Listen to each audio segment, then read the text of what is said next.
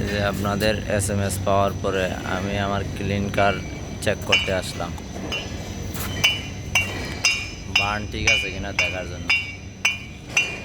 এটা একটা গাড়ি যেটার মধ্যে থেকে অর্ধেক অলরেডি ডেলিভারি হয়ে গেছে আর অর্ধেক আছে।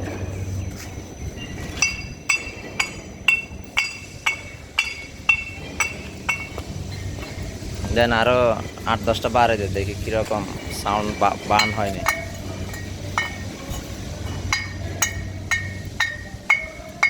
আরো আরো দে, এখান থেকে দে, উপর থেকে দে, নিচ থেকে দে।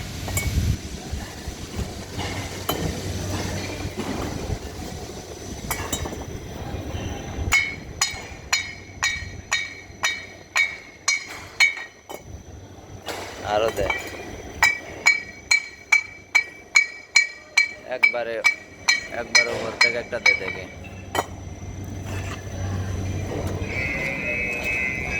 এখান থেকে একটা ল। হ্যাঁ,